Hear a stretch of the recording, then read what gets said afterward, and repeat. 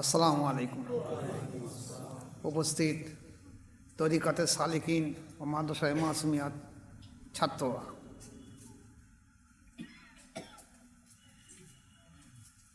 এটা রমজান মাস, তারাবির সময় পড়ার সময় হয়ে গেছে। অল্প কথায় দুটো একটা কথা আপনাদের সামনে আলোচনা রেখে বন্ধ করে দিয়ে দেবো। দেখুন,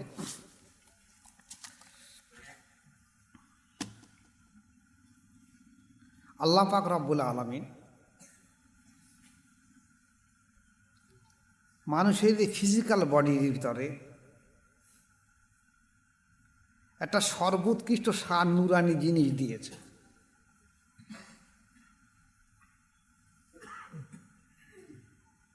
যেটার নাম হলো অন্তর বা কল বা দিল।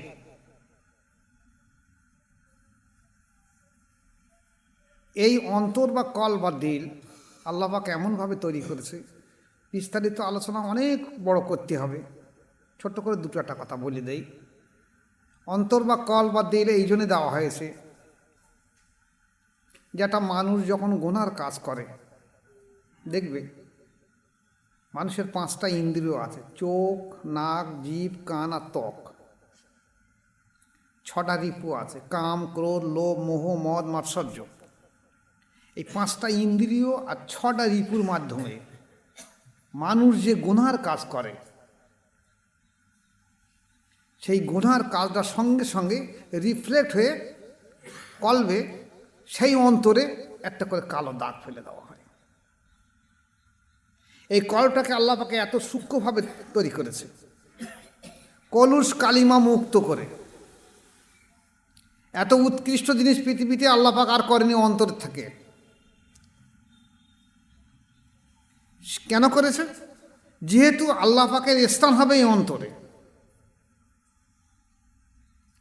হাদিসে কুরসিতে আছে, কুলুবুল মুমিনুনা আরশুল্লাহ, মুমিনের অন্তঃকরণে আল্লাহ পাকের আরশ মহল্লা বা স্থান। এই জন্যই সেই অন্তঃকরণকে আল্লাহ পাক সর্ব উৎকৃষ্ট সার নুরানি জিনিস দিয়ে তৈরি করেছে নিজের থাকার জায়গা হিসেবে। এখন মানুষ যখন কোনো কাজ করে, তার প্রথম সিগন্যাল দেবে অন্তর। খারাপের দাগও পড়বে অন্তরে। এছাড়া বলা হয়েছে, হাদিস শরীফে রাসূল পাক সাল্লাল্লাহু আলাইহি ওয়াসাল্লাম বলছে, দেখো, আর শায়তানু জাসিমুন আলা কলবি ইবনে আদমা, প্রত্যেকটা আদমের কলবে শয়তান বসে থাকে। ফায়জা জাকারাল্লাহ ফাসাকা, যখন এই কলব আল্লাহর জিকির করে, তো শয়তান কলবে আর থাকতে পারে না, ওখান থেকে পালিয়ে যায়।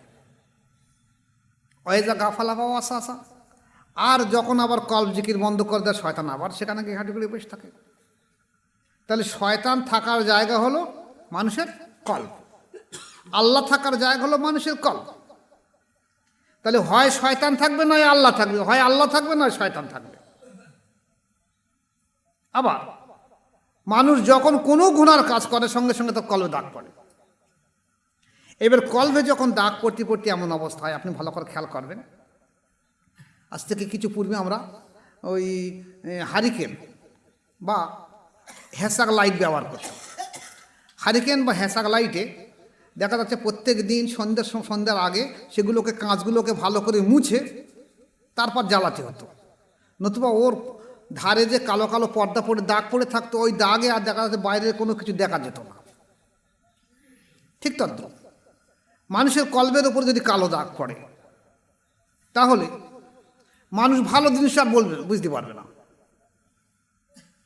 ভালোটাকে সে খারাপ মনে করতে পারে, খারাপটাকে সে ভালো মনে করতে পারে। যেমন আমরা দেখেছি, আমাদের দেশের বহু মানুষ মদ খায়, গাঁজা খায়, হিরোইন খায়, তাড়ি খায়। কেন খায়? তার অন্তরে এমন কালো দাগ পড়ে গেছে, সে খারাপটাকে ভালো মনে করছে। সে জানে, তাকে যদি জিজ্ঞেস করা বলো মদ খাওয়া কি, বলো ও খারাপ জিনিস। গাঁজা, তাড়ি, হিরোইন, চুল্লু খাওয়া কি খারাপ জিনিস, কিন্তু খায় কেন? ওর অন্তরে এত কালো দাগ পড়ে গেছে যে ও ভালো কি মন্দ জিনিসটাকে বুঝতে পারে না। যার জন্যে কল্পকে অন্তত শুদ্ধ করার কথা বুজুর্গানের দিনগান বলেছে, রসুল পাক সাল্লাল্লাহু আলাইহি ওয়াসাল্লাম বলেছেন, যেটা কোরআন শরীফ কি বলেছে?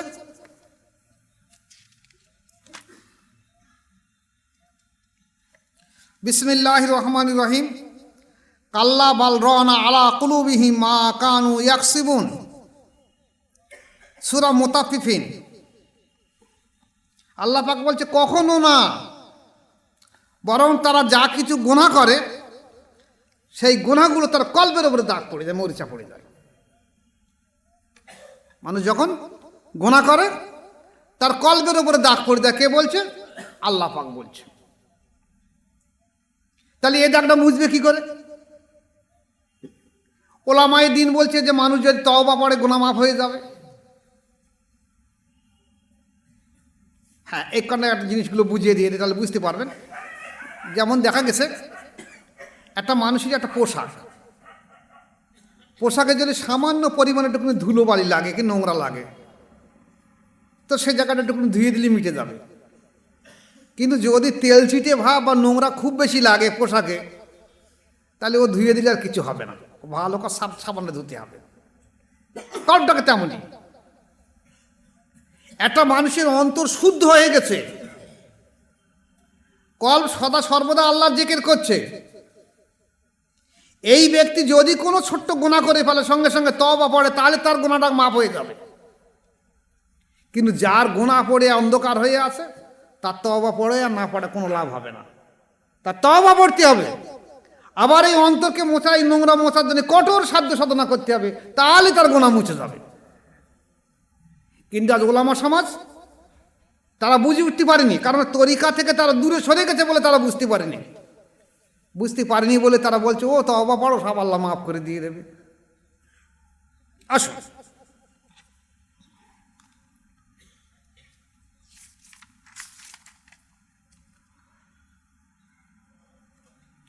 মুসলিম শরীফের হাদিসে এসে লা ইয়ারিফু মারুফান ওয়ালা ইয়ানকিরু মুনকারান, যে যখন মানুষের অন্তর কালো হয়ে যায় গুনাহের কাজ করার পরে, রাসূল পাক সাল্লাল্লাহু আলাইহি ওয়াসাল্লাম তখন ভালোকে ভালো জানার আর মন্দকে মন্দ জানার ক্ষমতা সে আর রাখে না। মুসলিম শরীফের হাদিস, যখন সে অন্তর কালো হয়ে যায় তখন সে ভালোকে ভালো বলতে পারে না, খারাপকে খারাপ বলতে পারে না, তার কাছে সবই ভালো হয়ে যায়। আসুন, তিরমিজি শরীফে আবু হুরায়রা রাদিয়াল্লাহু আনহু বলছেন যে রাসূল পাক সাল্লাল্লাহু আলাইহি ওয়াসাল্লাম বলছেন, মানুষ যখন কোনো গুনাহের কাজ করে তখন তার কলবে একটা কালো দাগ পড়ে। তিরমিজি শরীফের হাদিস, যখন কোনো গুনাহের কাজ করে তার কলবে একটা দাগ পড়ে। অথবা সে যদি তওবা করে, ইস্তেগফার পড়ে, তার দাগটা মুছে যাবে। এটা কাদের বলেছে? আসুন, আপনি সাহাবায়ে কেরাম রাদিয়াল্লাহু তাআলা আনহুম, আজকের আমাদের দেশে অলিয়া উলিয়াদের সোহবতে গিয়ে এই মুর্দা দিলকে জিন্দা করে নিতে হয়। মানুষ দুনিয়া আসার সঙ্গে সঙ্গে দিল অন্ধকার হয়ে থাকে, তাকে জিন্দা করে নিতে হবে। আর আমাদের দেশে আলেমুল্লাহ বলছে বায়াত হতেই হবে না, কিয়ামত হয়ে যাবে, ওদের অন্তর আল্লাহ জিকিরে জারি হবে না, ঈমান হারা হয়ে মরবে, যত বড় আলেম হোক না কেন সে।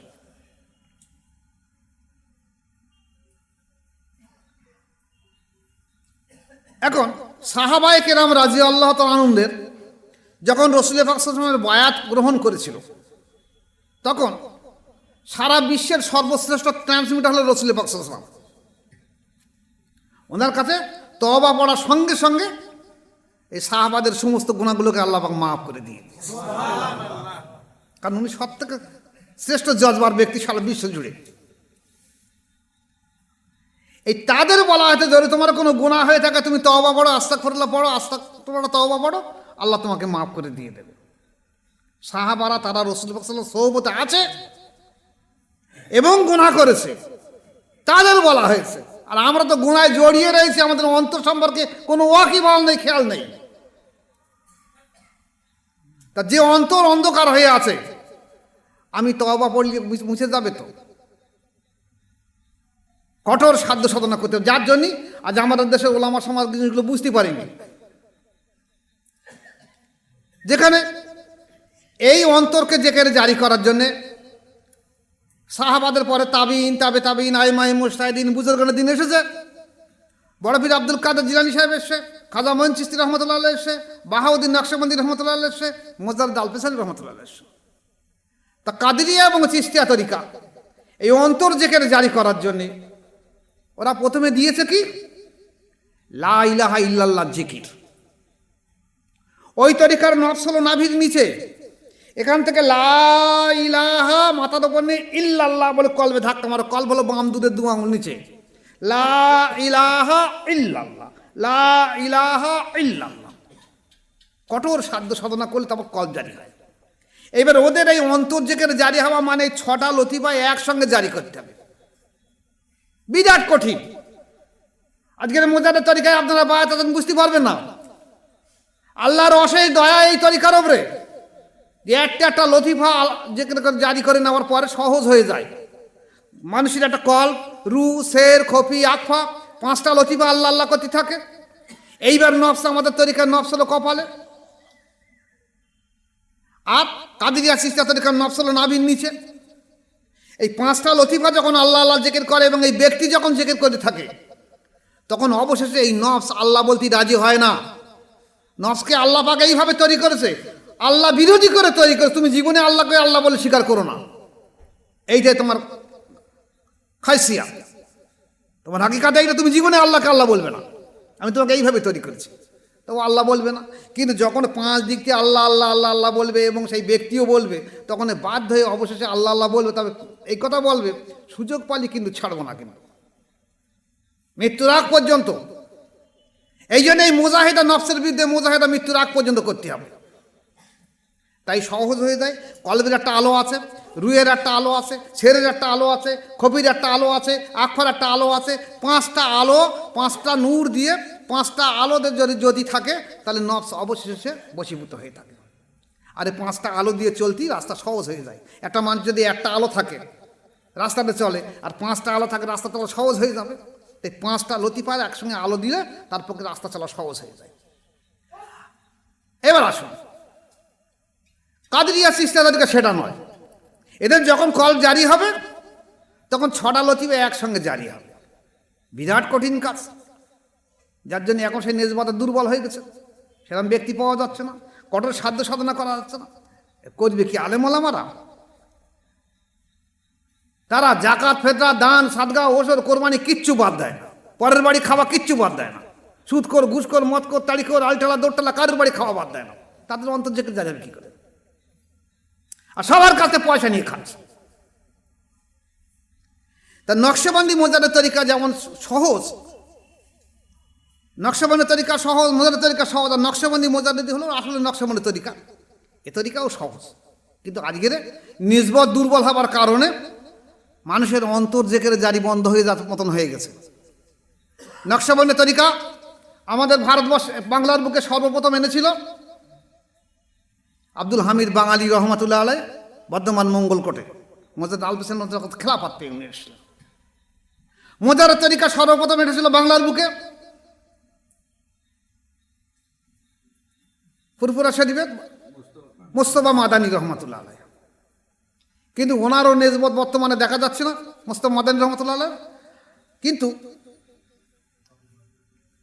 আব্দুল হামিদ বাঙালি রহমতুল্লাহ নিসবত এখনও কিছু কিছু আছে। কারণ আমার কাছে ফোন করছে, আমি মোজাদের তরিকা যখন বলছি, অনেকে ইউটিউবে আমার কাছে ফোন করছে যে আমরা আব্দুল হামিদ বাঙালি রহমতুল্লাহ নিসবতের মধ্যে আমরা জড়িয়ে আছি।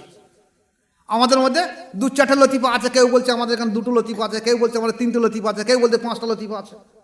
এছাড়া নকশবন্দি মোজাহিদ বলে একটা নতুন তরিকা চলে এসেছে, যে তরিকার নিসবত এখন দুর্বল হয়ে গেছে। কেমন দুর্বল হয়েছে বলে বুঝতে পারবেন। আজকে তার চিন্তা ভাবনা করতে হয় না। নকশবন্দি মোজাহিদ তরিকার ব্যক্তি অন্তত অল্প সময়ে 40 দিনের মধ্যে অন্তর জেকের জারি হবে। তা দেখা যাচ্ছে অনেক পীর সাহেবের নেসবত নেই, সে ওই বই দেখে দেখে সবক দেখে দেখে সবক পাল্টে দিয়ে তার খেলাফত দিয়ে দিচ্ছে। বাংলার বুকে এমন এসেছে, আরো অনেক আসবে আগামীতে। আমি আমার এখানকার শরীফের কথা বলছি। আমার মুরিদ একজন ব্যক্তি এসে যে আমি নকশবন্দি মজারের তরিকা আমাকে খেলাফত দিয়েছে, আমার পীর সাহেব খেলাফত দিয়ে দিয়েছে। তোমার অন্তর জেকের জারি হয় বলছেন না? বলে আমি বারবার বলেছি হুজুর আপনি খেলাফত কিনলে আমার জন্য। বলছে আমি ভালো বুঝি তার দিয়েছি। তো বলছে আপনি কি জন্য দিয়েছেন বলছি আর তোমাকে। বলছে আমি ভালো বুঝিস তাই দিছি। তো এসে বলি হুজুর আমি ভালো বুঝেছিলাম দেশ, তা আমি কি ভালো বুঝেছি বুঝতে পারিনি, তাই না খেলাফতটা রেখে দেন, আপনি আমাকে বাদ করে তওবা করিয়ে দেন। একজন ব্যক্তি না, কোনো ব্যক্তি দেখা যাচ্ছে 5 জায়গা থেকে খেলাফত নিয়ে এসে আমার জিজ্ঞাসা করছে হুজুর সত্যি কি অন্তর জেকের জারি হয়? আমি কিন্তু 5 জায়গাতে খেলাফত পেয়েছি। এই দেখেন আমার সেজদাগুলো,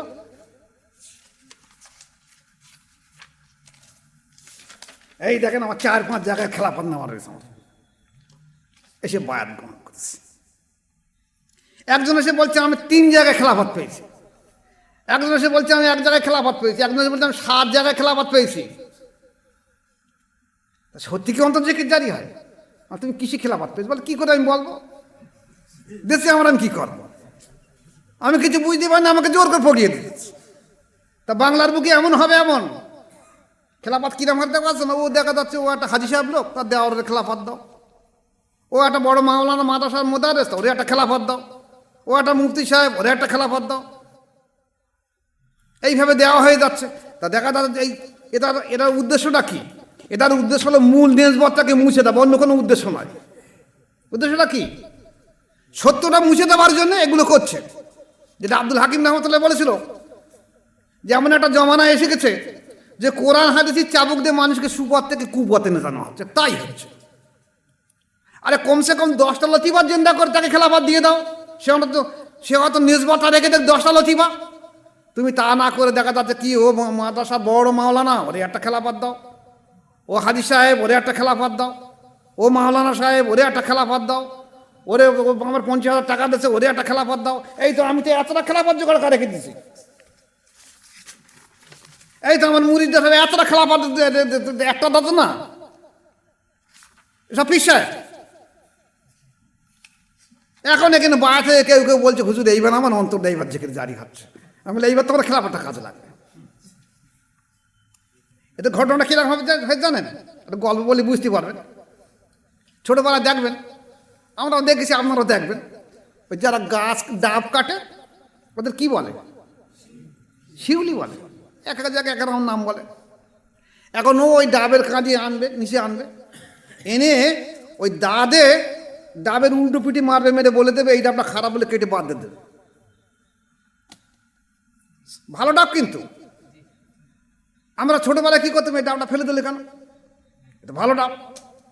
তো ছেলে মানুষ তখন তা ওই ডাবটা রেখে দিতাম আমরা, দেখি কেটে কেটে খাওয়া যায় কি।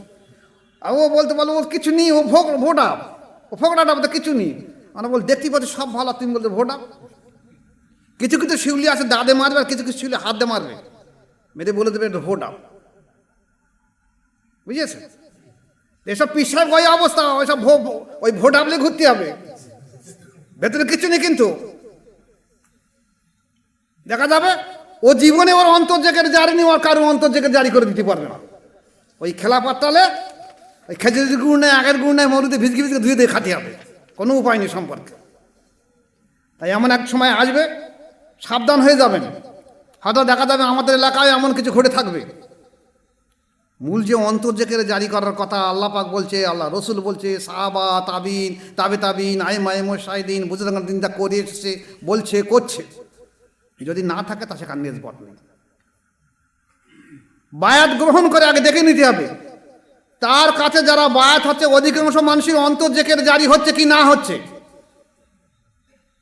যদি হয়ে থাকে সেখানে বায়াত হবে, নতুবা বায়াত হবে না। আমি তো বলেছি 4টে তরিকা এখনো বিদ্যমান আছে, কাদিরিয়া, চিশতিয়া, নকশবন্দি, মোজাদ্দেদিয়া। যেখানে নেজবত তাদের যদি থেকে থাকে নেজবত, সেখানে গিয়ে বায়াত হয়ে 40 দিন, 1 মাস, 2 মাস, 6 মাস পর্যন্ত দেখো। এখন যদি বলে জেকের ক্ষতি হবে, কি হয়েছে জানেন আগে ঘটনাটা কীরকম হয়েছে? আগে আজ থেকে 100-150 বছর আগে খেলাফত কিরমভাবে দিয়েছে, যে তুমি যখন মাওলানা সাহেব তা তোমার একটা খেলাফত দিয়েছে, তুমি নিয়ে যাও। তুমি এবার কি করবে? বাড়িকে জেকের করো, জেকের মজলিস করো, আস্তে আস্তে করো, আল্লাহ সাহেবটা তোমার অন্তর জেকের জারি হবে। কিন্তু নকশবন্দি মোজারের তরিকা তা বলছে না। রসুল পাক সাল্লাল্লাহু আলাইহি ওয়াসাল্লামের কাছে সঙ্গে সঙ্গে বায়াত হওয়ার সঙ্গে সঙ্গে অন্তর জেকের জারি হতো, এবং প্রত্যেকটা মানুষকে সঙ্গে সঙ্গে ফানা বাঁকা তৈরি হয়ে যেত, তাই তারা জীবনকে উৎসর্গ করে দিত। আর নকশবন্দি মোজারের তরিকা বায়াত হয়ে 40 দিনের মধ্যে অন্তর জেকের জারি হয়। আরে এ তো কথা। আমি তো দেখেছি আমার কাছে বায়াত গ্রহণ করে শুধু বাংলার বুকে না, ভারতবর্ষ কেন বিদেশের বহু মানুষ, বহু রাষ্ট্রের বহু মানুষ, তারা শুধু ফোনের মাধ্যমে দিয়ে বায়াত হয়েও তাদের অন্তর জেকের জারি হয়েছে। ভুরি ভুরি প্রমাণ। এই দিনই একজন বললো, তো তাহলে এটা কী করে সম্ভব যে ফোনের মাধ্যমে বায়াত হলে অন্তর জেকের জারি হবে কী করে? আমি বলি শোনেন, আমি একটা গল্প বলি। কচ্ছপ দেখেছেন? কচ্ছপ ওই সমুদ্রের পাশে এসে ডিম পাড়ে, গর্ত খুঁড়ে আর ডিম পাড়ে, পেড়ে মাটি চাপা দিয়ে দেয়, যে সাঁতার কাটে সে নদীর ওপারে চলে যাবে, ওপারে বসে বসে তা দেবে। ওপারে বসে কচ্ছপ তাদের চার এপারে ডিম ফুটে বাচ্চা হচ্ছে। তা মানুষ কি কচ্ছপের থেকে অধম? তা বলছেন না। তাহলে তা কচ্ছপ যদি সমুদ্রের এপারে ডিম পেড়ে আর গর্ত খুঁড়ে সেখান থেকে মাটি ডিমগুলো চাপা দেয়, সেই নদী টপকে সমুদ্রের ওপারে গিয়ে যদি বসে বসে তা দেয়, আর তার তায়ে গরমে যদি এই ডিম থেকে বাচ্চা ফুটে ওঠে, তাহলে একজন আল্লাহর ওলি মানুষের কেনই ঘটবে না? সে ফোনে এখান থেকে বাদ করলে কেন আমেরিকা বা লন্ডনে কেন মানুষের অন্তর জেকের জারি হবে না? বলছে হ্যাঁ, তা হতে পারে। তাহলে এতটুকু যখন আমাদের মধ্যে রয়ে গেছে, কোনো রকম প্ররোচনায় বাহ্যিক কোনো দিকে খেয়াল করবে না। বহু রকম মানুষ বহু কিছু ঘটবে, বলবে, করবে, কোনো দিকে ভুরক্ষেপ করবে না। শুধু বলে দেবে যে তোমাদের যখন নেজবত থেকে থাকে তা আলহামদুলিল্লাহ সেখান থেকে থাকো, কোনো সন্দেহ নেই, এখানে আসতে হবে না। আর যদি না হয়ে থাকে, অনুভূতি না হয়ে থাকে, তখন একবার চেষ্টা করে আসুন। আল্লাহ আমাদের প্রত্যেক ভাইকে কলবের অনুভূতি অন্তঃশুদ্ধ তাজকিয়া নফস করে দুনিয়ায় থেকে যেন তুলে নেয়। ওমা আলাইনা ইল্লাল বালাগ। আসসালামু আলাইকুম ওয়া রাহমাতুল্লাহি ওয়া বারাকাতুহু।